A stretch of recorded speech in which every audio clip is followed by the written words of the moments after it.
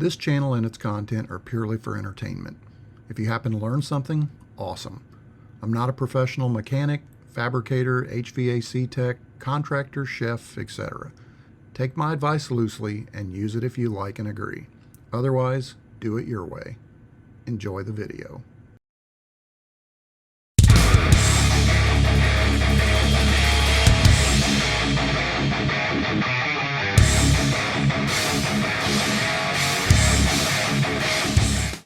Today we're in the kitchen and we're going to be installing some cabinet hardware.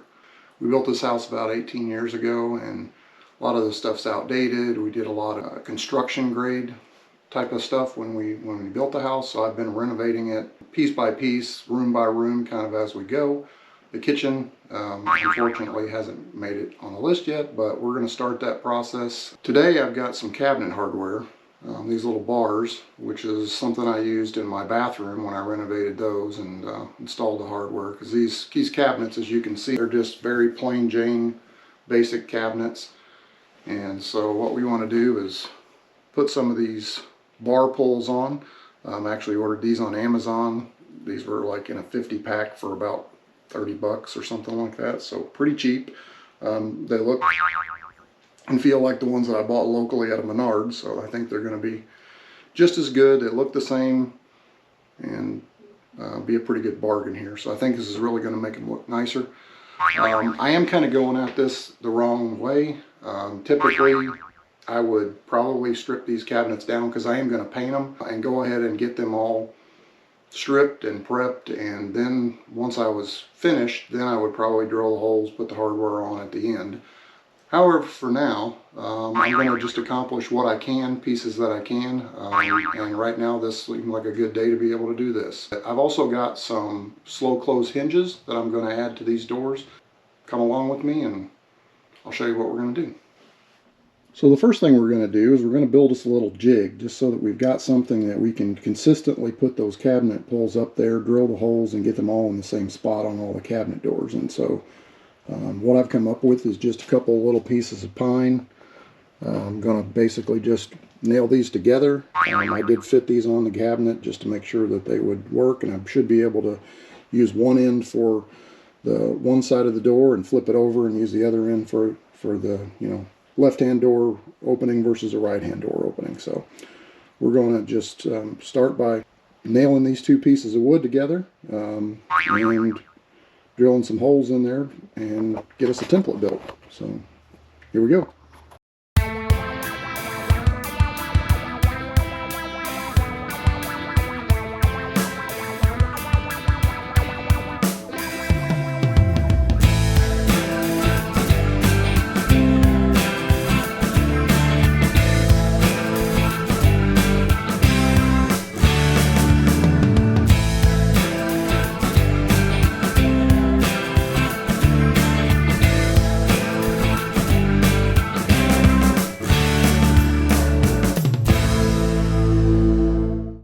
Okay, so that's step number one. So one of the things we're going to do before we drill the holes in the cabinets for the drawer pulls and the cabinet door pulls is we're going to go ahead and adjust all our cabinet doors to make them line up correctly. Mine are a little bit off. Yours may be perfectly fine, but in this case my doors were not all quite level, or they were offset a little bit. And the other thing is, I think I mentioned, is we're going to put slow close hinges on them. Now, typically, I think you're supposed to put, you know, each one of the hinges, top and bottom. Hey, Turner time. Do you have any idea which way's up? You would replace with a slow close hinge.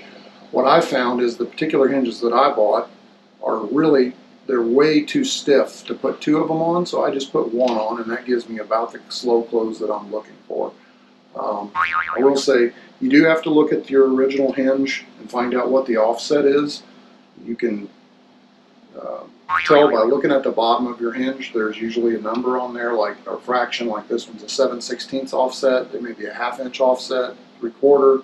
Depends on the size of your cabinet hardware that you've got. But the easiest way is to take one off of the originals and look at it, see what you need, so that when you buy a soft close, you buy the appropriate offsetted size.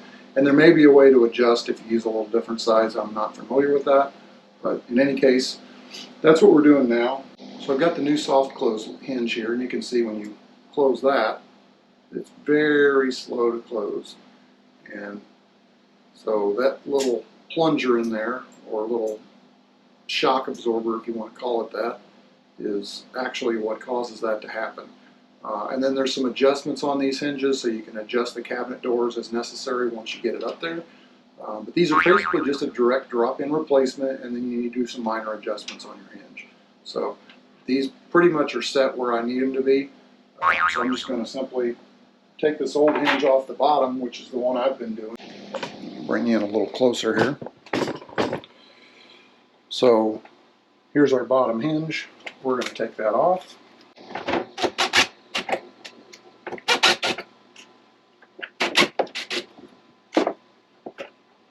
Hinge comes right out. And we're going to replace it with our new hinge. Now, the new hinge does already have the little screws and the pieces that you would slide into the wood here to catch the screw. I'm not replacing those on these cabinets, so for that, I'm just going to take the screws out of here and use the original screws that came with the cabinet. So,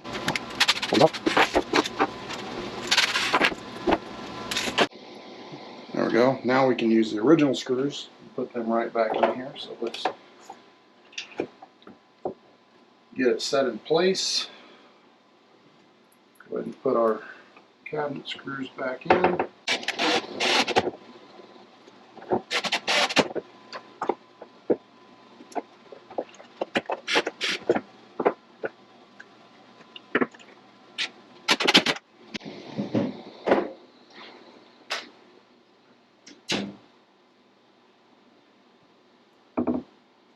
And there we go.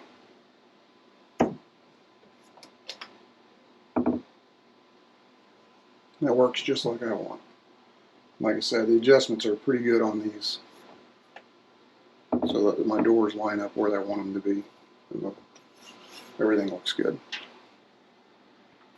I like to put a little painter's tape on both sides of the door. That way I don't have any tear out. You shouldn't have it on the front, but wherever the drill bit comes out in the back, sometimes you have, tear out depending on how fast you go through with the drill bit. Even though I'm going to repaint these and they're going to get sanded, I figure that's the safest way to do it. So basically what I've got here is my jig, and I've got on this side left hand hinges for this one, and I can flip it over and do the right hand hinges here. So I've got the holes for the right hand side marked and drilled here, left hand side here. And really, after making sure that the doors are all level and that they're even from the bottom of your cabinets, that way your gap between here and here is very close to being the same.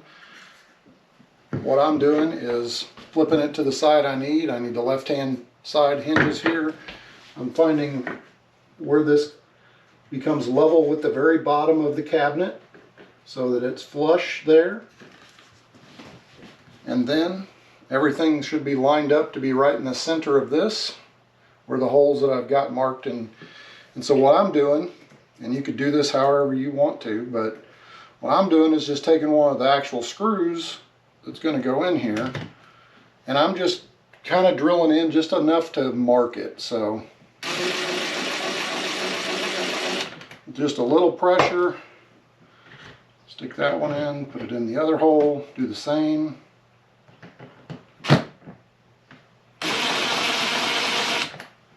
And again, these are machine screws, so they're flat. They're not going to drill into it really. I'm just trying to mark it. So take it off, and there you go. You can see, let me bring you in a little closer here, but you can see that we've got our mark here and our mark right there, which is right in the center of where I want to be. It's at the right height, which I had already put a little mark on my cabinet just to make sure that I was right, and maybe it's hard to tell from the angle here, but that is the height of my first hole. And then I can just double check myself before I go crazy and drill holes and just make sure that it actually lines up with my 3-inch, which in this case I have 3-inch, but you may have a different size. That sounds like a personal problem to me, bud. So you may need to do differently, but I should be able to drill those holes accordingly and then mount that in there. So we're going to get that done. So I've got a 9/64 drill bit, fairly small. And you're proud of that? Basically what I did is I took the screw that came with the hardware and I matched it up. It's just a hair bigger, which is what I want. I want that screw to be able to get in that hole and move around. I don't want to have to drive it in or wedge it in. Whoa, whoa, whoa, dude. This is a family show. Let's keep it clean. So this is perfect to go right through the hole, which I've already tested on my scrap wood that I used for my jig, because that's the same size hole that I put in here. So let's give it a shot.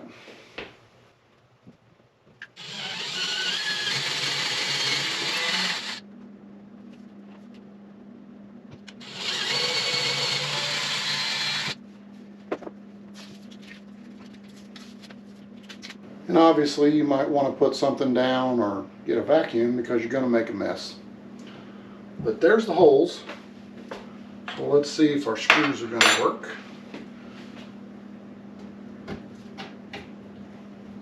And these particular hinges... Hey moron, does that look like a hinge? Came with two sets of screws. They came with a short and a long. Now these look like there's enough thread to probably get started in there, but I'm not sure if we're going to either. It may not have quite enough, depending on how much we drive this in the back, and we could potentially offset that in the back by drilling a little bit of a spacer hole so that the screw head could sit down in there, a flush screw head.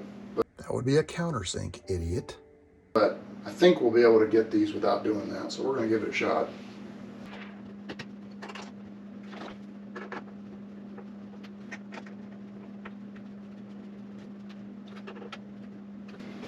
Okay, there we go.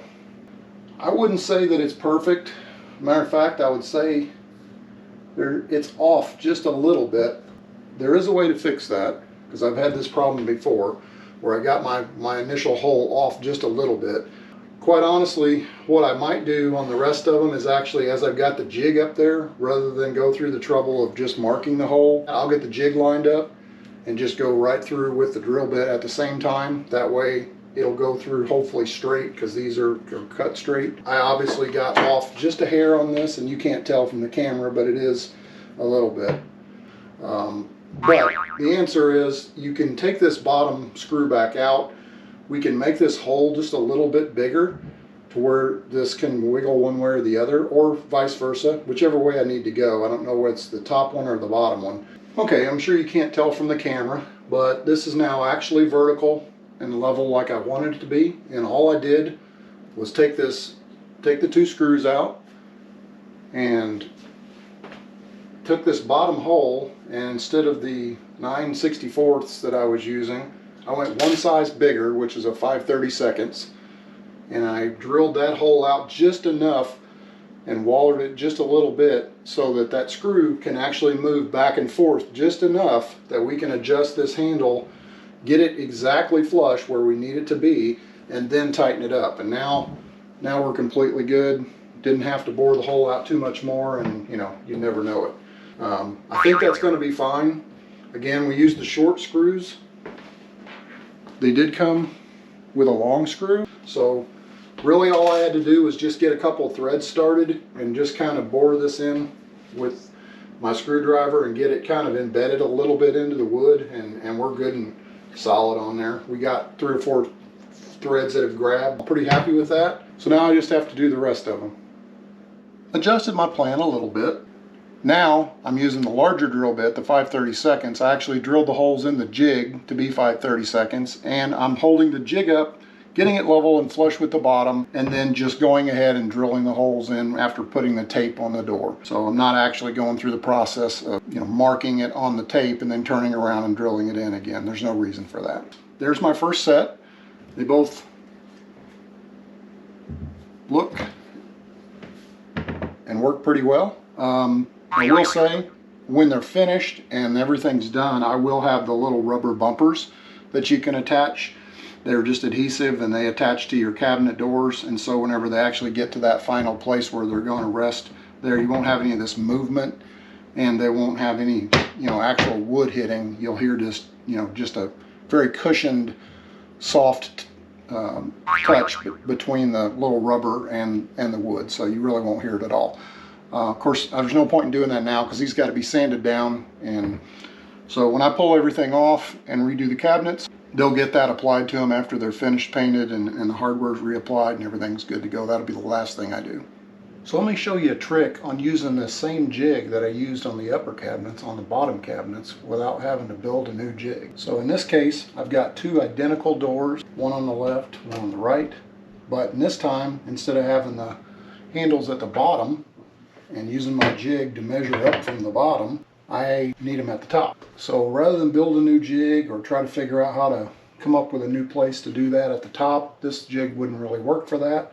The way I did it is went to the bottom and used it on the bottom, drilled my holes exactly where I needed them on both sides, on both doors, and then I simply swapped the doors.